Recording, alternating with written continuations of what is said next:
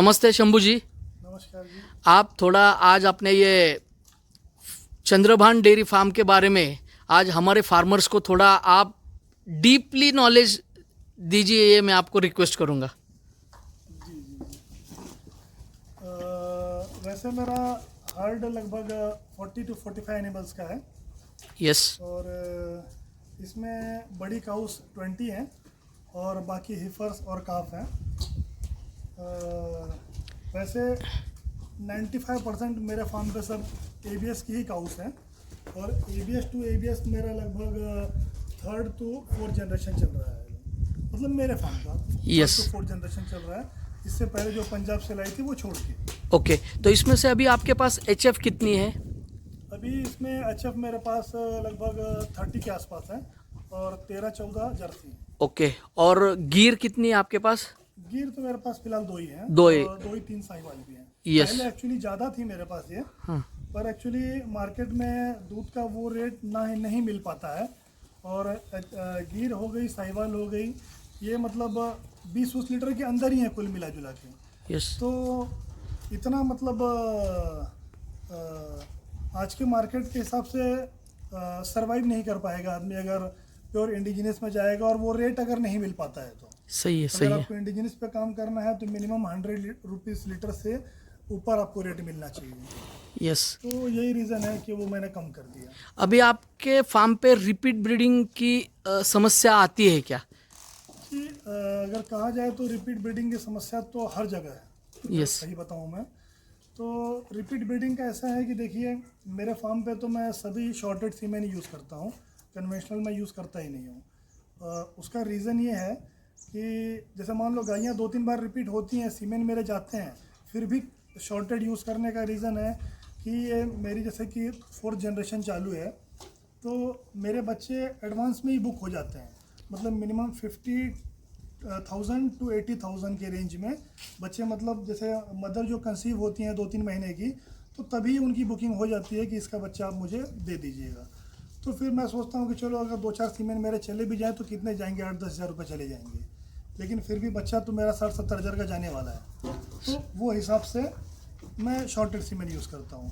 पर सभी के लिए अगर एक जनरल अगर राय दूँ मैं तो शॉर्टेड सीमेन देखिए आप हिफर्स में भरिए और काऊ में यदि आपको ट्राई करना है, अगर ज़्यादा काफ्स आपको चाहिए तो एक बार ट्राई करिए। एक बार आप पहले शॉर्टेड भरिए, अगर नहीं कंसीव करती है तो फिर कन्वेंशनल पे भी जा सकते हैं आप, क्योंकि आजकल जैसे अभी महाराष्ट्र में अपने दूध के रेट है नहीं डेयरियों में जो चाहिए, तो इसमें उनकी फीडिंग और सारी चीज़ें ही सर्वाइव करना मुश्किल है। तो अगर हम रिपीट अगर होती रहे, बार बार आप शॉर्टेड भरते रहेंगे तो फिर ऑल ओवर देखेंगे तो आप पूरे साल में लॉस में चले जाएंगे फिर। सही है। और हिफर्स कैसे कंसीव कर जाएंगी तो उन पे आप, मतलब सभी पे आप एक ट्राई शॉर्टेड का लीजिए, उसके बाद कन्वेंशनल भर दीजिए। 10 गाय हैं आपके पास तो 5 तो हिफर आ जाएंगी अगर कन्वेंशनल भी डालेंगे आप तो। लेकिन अगर आप क्योंकि कन्वेंशनल का कैसा है कि कंसेप्शन ज़्यादा मिलेगा आपको शॉर्टेड की अपेक्षा। यस। तो यही रीज़न है कि मतलब एक्चुअली अब मेरा क्या है कि मेरा सेल हो जाता है, उस रेंज में सेल हो जाता है, इसलिए मैं सब शॉर्टेड ही यूज़ करता हूँ। और शॉर्टेड यूज़ करना है तो आप लगभग नवंबर टू फरवरी इस बीच में आप AI करिए, या तो बारिश के बाद ठंडा हो जाता है तब आप शॉर्टेड यूज़ करिए। लेकिन गर्मियों में तो आप टोटल कन्वेंशनल पे जाइए, नहीं तो आपके सीमेन काफ़ी वेस्ट होंगे फिर उसमें। सही कहा सर आपने, और यही हम भी लोगों को राय देते हैं कि गर्मियों के सीज़न में आप कन्वेंशनल पे ही ट्राई कीजिए, और बाकी जो सीज़न रहेगा उसमें से बढ़िया से हीफर फर्स्ट लैक्टेशन या सेकंड लैक्टेशन तक हम प्रोटोकॉल सजेस्ट करते हैं। अभी आप देखिए कि आपके यहाँ पे बहुत सारे एनिमल्स में हिप बोन ऊपर है कि जिससे भाई कंसेप्शन रेट आपको ज़्यादा ही मिलेगा। अडर क्वालिटी बहुत अच्छी आई है, इसी वजह से आप फार्म में से कोई एनिमल्स मीन्स 2-3 एनिमल्स लास्ट बार भी और इस बार भी कलर्स में लेके आए थे, तो उसके बारे में थोड़ा, ट्रेड्स के बारे में थोड़ा अगर बताएंगे तो।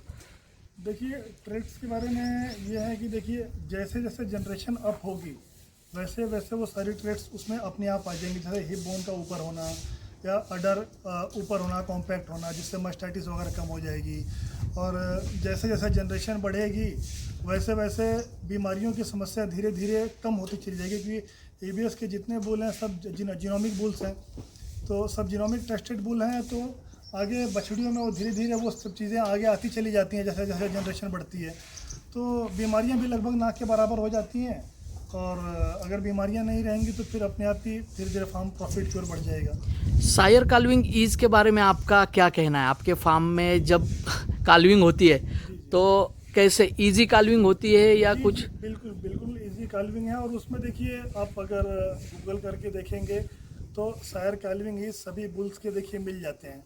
तो जो 4 स्टार हैं 5 स्टार हैं, अगर आपकी जेनेटिक्स उतने हाई नहीं है, अभी अगर छोटी गाय है आपकी, तो सायर काल्विंग इज देख के फिर आप जो 5 स्टार हैं 4 स्टार हैं वो यूज़ करिए, जिससे कि आगे गाय को तकलीफ़ नहीं होगी बच्चा देने में। तो जैसे मीडियम कॉम्पैक्ट बुल सिलेक्ट करिए, बहुत बड़े बुल जैसे मत सिलेक्ट करिए। तो फिर अगर आपकी गाय छोटी है, तो अगर आपका 3rd 4th जनरेशन है तो फिर आप कोई भी यूज़ कर सकते हैं, कोई दिक्कत नहीं। थैंक यू शंभू जी, आपकी इस जो भी मेहनत है इसके लिए एबीएस टीम आपको ऑलवेज सपोर्ट में रहेगी और आपके आगे के फार्म एक्टिविटी के लिए आपको ढेर सारी शुभकामनाएं। जी बहुत बहुत धन्यवाद। वैसे एबीएस के वजह से बहुत कुछ बढ़िया हुआ है मेरा, क्योंकि पहले मैं अब कंपनियों का नाम नहीं लूँगा पर बहुत से सीमेंट में यूज़ करता था तो वो रिज़ल्ट मुझे मिला नहीं कभी। पर एबीएस मैंने जब से चालू किया है लगभग 8 साल हो गए हैं, तो एक भी ऐसी हिफर नहीं है जिसने माँ से 5-10 लीटर प्लस करके ना दिया हो। बहुत बढ़िया। मतलब वो चाहे इंडिजिनस में हो, चाहे जर्सी में हो, चाहे एचएफ में हो, सभी ने मदर से काफ़ी प्लस करके दिया है। बहुत बढ़िया सर, थैंक यू।